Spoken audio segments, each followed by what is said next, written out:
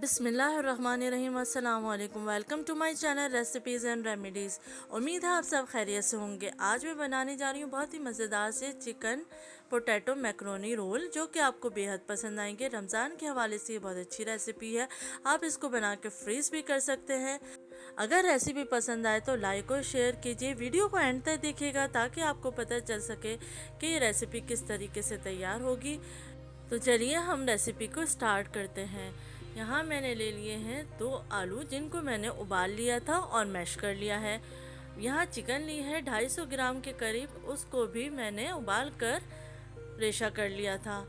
यहाँ पे ली है 1 कप उबली हुई मैक्रोनी।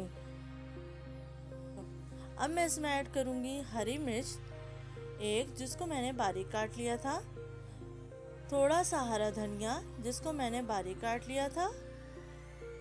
अब मैं इसमें ऐड करूँगी नमक 1 टीस्पून,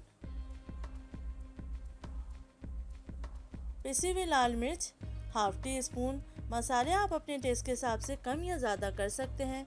कुटी हुई लाल मिर्च हाफ टी स्पून, पिसी हुई काली मिर्च half tea spoon, chaat masala half tea spoon, भुना पिसा ज़ीरा हाफ टी स्पून। इन तमाम चीज़ों को अब अच्छे से मिक्स कर लीजिए। आप इस रेसिपी को बनाकर स्टोर कर सकते हैं रमज़ान के लिए। तो इन तमाम चीज़ों को अच्छे से मिक्स कर लें और मिक्स करने के बाद हम शेप दे देंगे रोल की।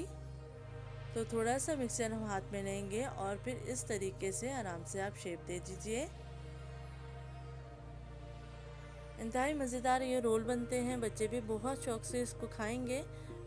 आप लंच बॉक्स में भी इसको बना के दे सकते हैं। तो तमाम रोल को मैं शेप दे दूंगी। अब इसको हम अंडे में पहले डिप करेंगे और ब्रेड क्रम्स में रोल कर देंगे। और तमाम रोल इसी तरीके से हम डिप करके और ब्रेड क्रम्स में रोल करके बना देंगे। इस स्टेज पे आप इसको फ्रीज़ कर दें। तेल मैंने गरम कर लिया है। जब तेल मीडियम फ्लेम पर गरम हो जाएगा तो फिर हम इसमें रोल डाल देंगे। अब इसको इतना फ्राई करेंगे कि दोनों तरफ से गोल्डन ब्राउन हो जाए। जब अच्छा सा कलर आ जाएगा तो इसको निकाल लेंगे। और आप देख सकते हैं कि कितना खूबसूरत कलर आ गया है और बहुत अच्छे से ये फ्राई हो चुके हैं। बहुत मज़ेदार ये रेसिपी बनती है, इसको ज़रूर ट्राई कीजिए और अपना फीडबैक देना मत भूलिए। अपना ख्याल रखिएगा। अल्लाह हाफ़िज़।